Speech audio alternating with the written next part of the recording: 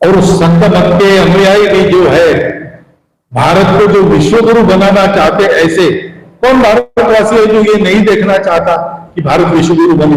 सब चाहते हैं, लेकिन चाहते हैं उसके लिए ऐसा करना होगा।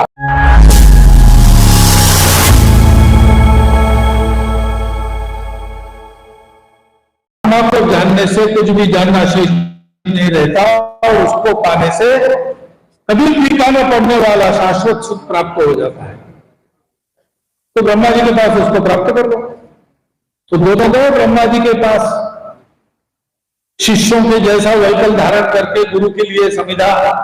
तब के गुरुओं को ज्यादा कुछ लगता नहीं था, संविधा से काम हो जाता था। वो उन्होंने दिया, साष्टांग नमस्कार किया। ब्रह्मा जी ने पूछा क्यों आए हो, क्या सीखना है, क्या मांगना है? तो महाराज आत्मा की बात हमने सुनी कि वो शाश्वत है, अमर है और शाश्वत सुख को देता है, अभी फीके पड़ने वाले में सुख को देता है, और उसको जानने से कोई जानना शेष नहीं रहता, तो तृष्णा विलय हो जाता है। तो आप उस आत्मविद्या से हमको बताइए, आत्मा को कैसे खोजे, आत्मा को कहां देखे? तो ब्रह्मा जी ने कहा तुम देखते कैसे हो? उनका देखते कैसे हो क्या प्रश्न है? हम सबके जैसा आंखों से देखते हैं। बोले नहीं, आंखें नहीं देखती, आंखें दिखाती है उसको जो देखने वाला आंखों में बैठा है। उसको खोज लो तो आत्मा मिल जाएगा, कभी नष्ट न होने वाला अमर आत्मा मिल जाएगा। अहंकार के आधार पर ये चलता है, वो यही सब कुछ है, यही अंतिम सत्य है। इसी का पोषण करो, इसी को बड़ा बनाओ, इसी की सत्ता चलाओ, सब ठीक है। तो आत्मा पाने के आनंद में दोनों वापस रास्ते में वैतरणी नदी नौका में बैठकर पार कर रहे थे। इंद्र चप्पू चलाता था, कोई दिखा था, और अब पानी में प्रतिबिंबित रूप में दिख रहा है।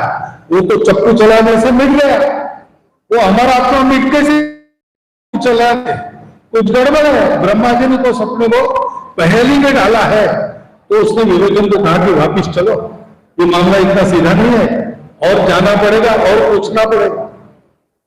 विरोचन ने कहा नहीं भाई, ब्रह्मा जी ने एक बार बता दिया, अब और ज्यादा परिश्रम करने की आवश्यकता नहीं, वैसे भी अपने पास क्या कम है।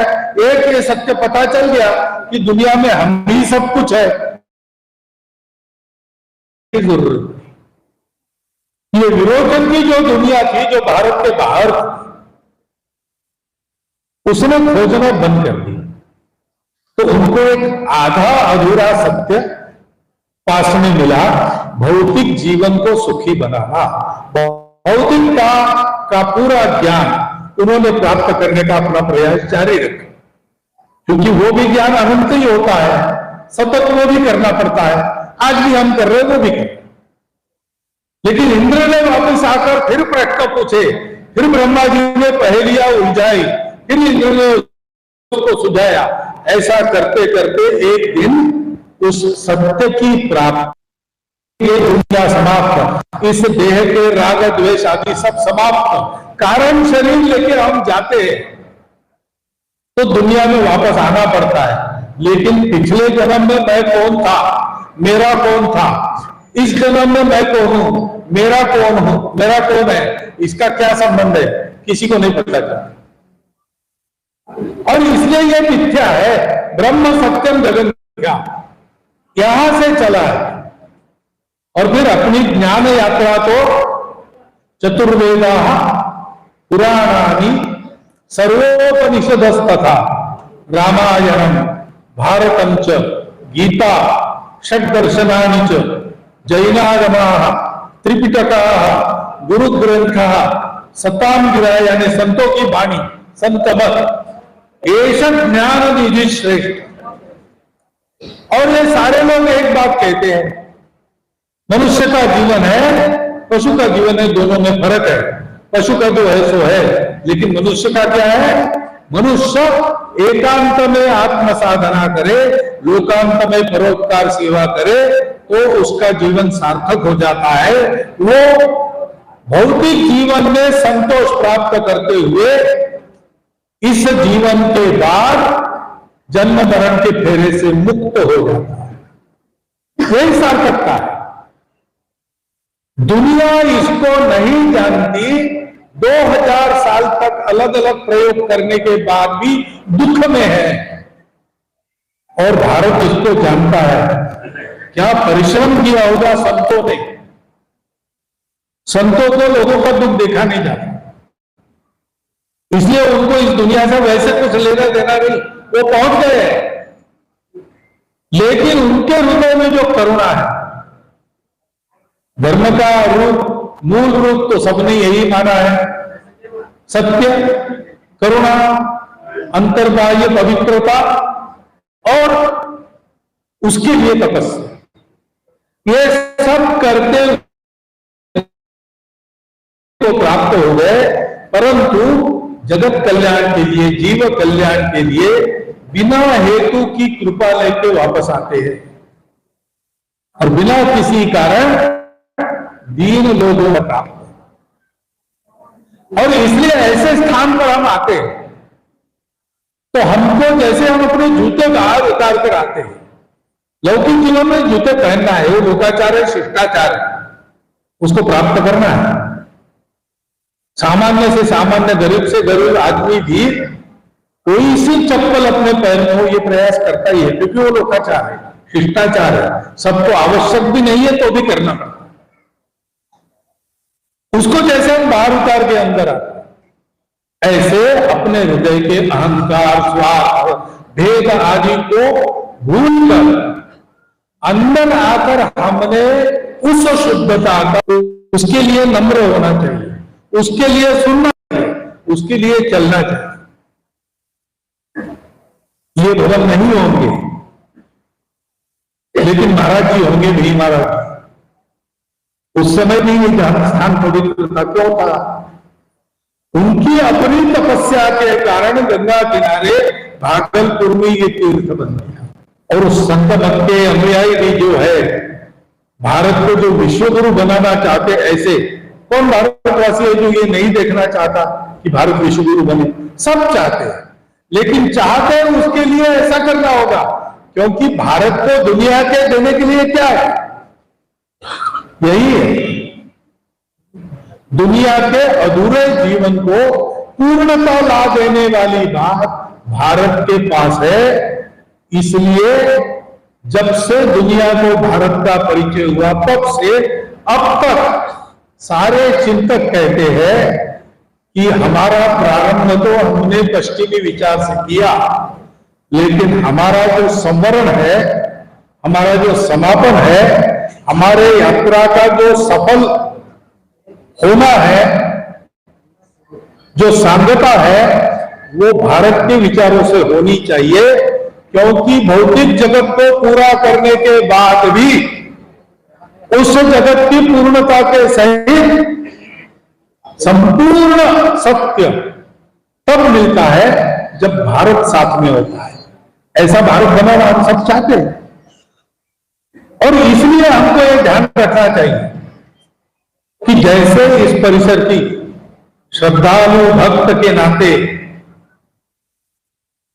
मैं यहां बिहार में था, तब मैं दूर दूर से सुनता था, लेकिन मुझे भी सौभाग्य प्राप्त हुआ यहाँ आने का। तो इस मत की साधना में मैं आऊंगा नहीं आऊंगा बात अलग है, लेकिन भारत की जो भी साधना है वो ऐसी है। साधना का गंतव्य है आत्मरूप दर्शन, अपने को पहचान, और यही रास्ता है। नाम रूप गंध, इस रास्ते से जाओ, नाथ के परे जाओ, साक्षात्कार हो जाता है। ये सब ने कहा है, और सब कहते हैं कि अपने को जानो, अपने में उस सत्य को देखो, सब में उस सत्य को देखो, और वैसा चलो तो जीवन सार्थक है। ये तो हम सबको चाहिए। तो हम चाहेंगे इस परिसर को शोभा और बढ़ती रहे। उसके लिए जो भौतिक काम करने, भवन बनाने, करना चाहिए, कर रहे, आगे भी करेंगे, उसके लिए सहायता करेंगे, उसके लिए साथ रहेंगे। लेकिन असली शोभा तो उस साधना से, उस तपस्या से, उस पथ पर चलने से, अपने व्यवहार में से एक एक त्रुटि को कम करते हुए, उस व्यवहार के एक एक गुण को ग्रहण करते हुए पूर्णता के पथ पर आगे बढ़ने से होगी। चलने से कभी ना कभी पहुंच जाएंगे, नहीं चलेंगे तो जाएंगे ही नहीं। योजना नाम सहस्रोती शनैर गच्छेत पिपीलिका। चींटी भी अपने छोटे छोटे कदमों से चलती रहती है, चलती रहती है तो दूर दूर तक पहुंच जाती है। अगच्छन् वैनते योति पदजमेकं न गच्छति। अगर गरुड़ है कोई, पूरे आसमान का आक्रमण कर सकता है, लेकिन गया ही नहीं तो क्या होगा, आगे नहीं जाएगा। हम सबके अंदर वो गरुड़ की गरिमा छिपी है, लेकिन हम चले नहीं तो नहीं पहुंचेंगे। इसलिए छोटे छोटे कदमों में क्यों न हो, जन्म जन्मांतर की यात्रा में क्यों न हो, हमको उस पथ पर चलना है, अपने आप को बनाते रहना है। अधिक बनने के लिए लोगों को अपनी सेवा से प्रेरित करना है। ये काम हम करते रहेंगे तो हमारा जीवन तो सार्थक होगा ही, लेकिन इन तीर्थ स्थानों की असली गरिमा जैसे लौकिक भौतिक रूप से बढ़ेगी, वैसे आध्यात्मिक रूप से अक्षुण्ण रहेगी, कायम रहेगी, और सारी दुनिया इसके पास आएगी तो अपने दोनों तरह से उसको अभय देती रहेगी।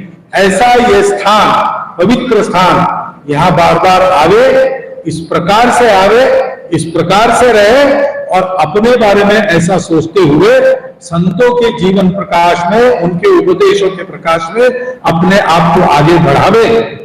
मैं जब ऐसे स्थानों पर जाता हूं तो संत तो दयालु होते हैं, मेरे जैसे पामर का भी बहुत सम्मान करते। मैं जानता तो कुछ नहीं, ये सारी तोता रतन का मैंने आपके सामने बताई, उनसे सुन के ही आपके सामने, लेकिन अनुभूति तो आखिर लेके तो उनके पास है। ये मेरी तो कागज लेखी है, लेकिन उनकी कही है, इसलिए आपको बताने का साहस मैंने किया। इसका प्रमाण मुझे मत मानना, इसको मेरे में मत देखना, इसकी सत्यता को परखना है तो हमारे संतों को देखना, साक्षात्कारी महापुरुषों को देखना, और देखकर वैसा होने का प्रयास करना। ऐसी भावना लेकर ही मैं यहाँ आता हूँ, उस प्रकार से मैं यहाँ आया हूँ। ये अवसर मुझे जिन्होंने दिया, उन सभी संतों को मैं मेरा धन्यवाद अर्पण करता हूँ। और आपने ये तोता रतन को इतने देर तक सुन ली, इसलिए आपके प्रति मेरी कृतज्ञता अर्पित करते हुए मेरे 4 शब्द समाप्त करता हूँ।